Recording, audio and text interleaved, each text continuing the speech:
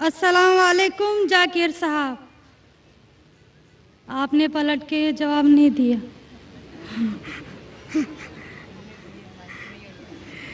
जी, मेरा नाम रेणुका है। वालेकुम अस्सलाम वरहमतुल्लाहि वबरकातुहू। जी सर, मेरा नाम रेणुका है और मैं एक महाराष्ट्रियन परिवार से हूँ।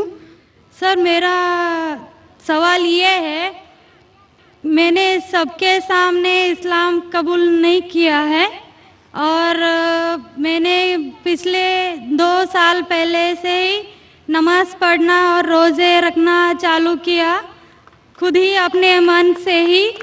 तो मैं ये चाहती हूँ कि आप सबके सामने मुझे इस्लाम कबूल करवाएं, ये मेरी आपसे गुजारिश है।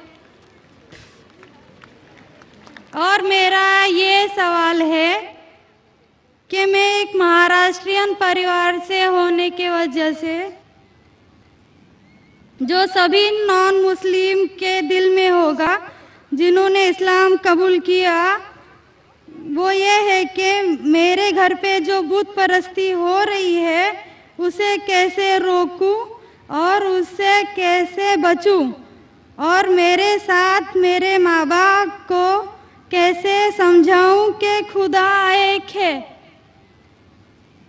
बहन माशाअल्लाह 2 साल से इस्लाम का मुताला कर रही है जी, और उसे यकीन हो चुका है कि इस्लाम सही मज़हब है और वो इस्लाम कबूल करना चाहती है।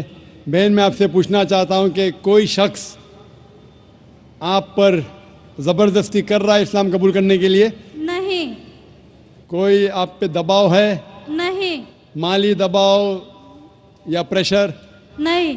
आप अपने मन से कबूल करना चाहते हैं? जी। आप मानते हैं कि खुदा एक है? जी। आप मानते हैं कि खुदा के अलावा किसी और की इबादत नहीं करना चाहिए? जी। आप मानते हैं कि मोहम्मद सल्लल्लाहु अलैहि वसल्लम इस खुदा के आखिरी पैगंबर है? जी। बेशक। और आप चाहते हैं कि सारे लोग के सामने आप कबूल करें? इंशाअल्लाह मैं अरबी में कहूँगा और आप उसको दोहराइए। जी।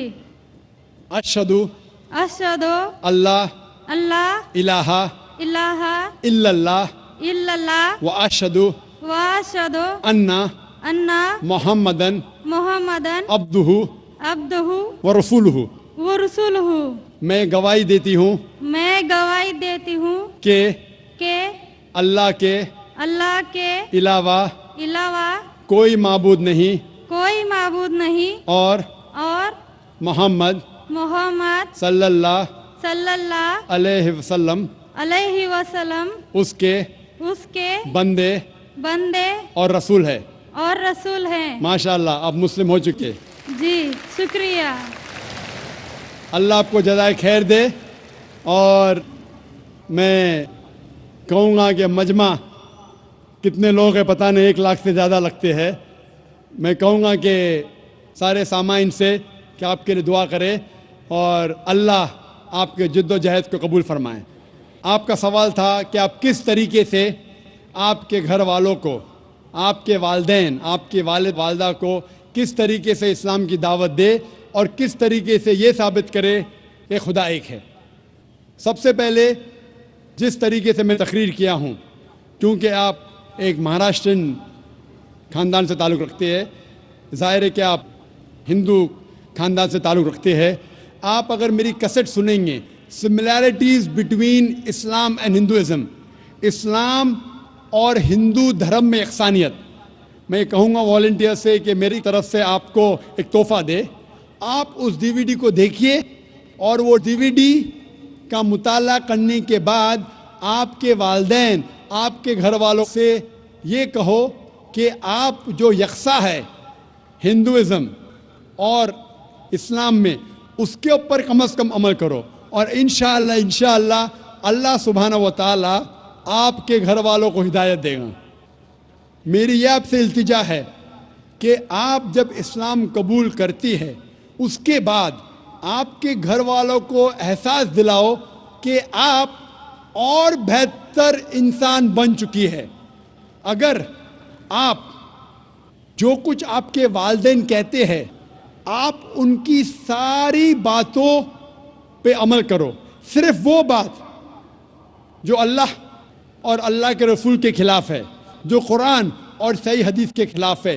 اس کے علاوہ جو بھی باتیں، جو بھی حکم آپ کے والدین آپ سے کرتے ہیں، آپ اس کا پالن کرو۔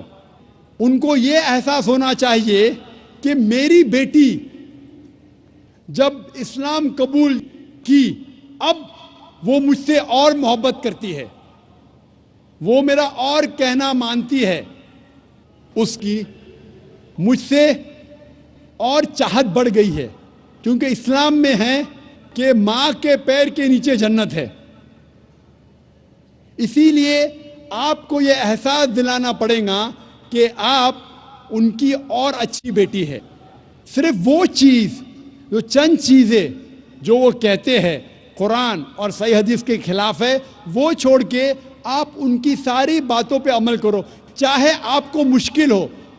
مثال کے طور پہ آپ کو پسند ہے پیلا پہننا، وہ کہتے ہیں نیلا پہنو، آپ نیلا پہنو، کیونکہ نیلا پہننا اسلام میں حرام نہیں ہے۔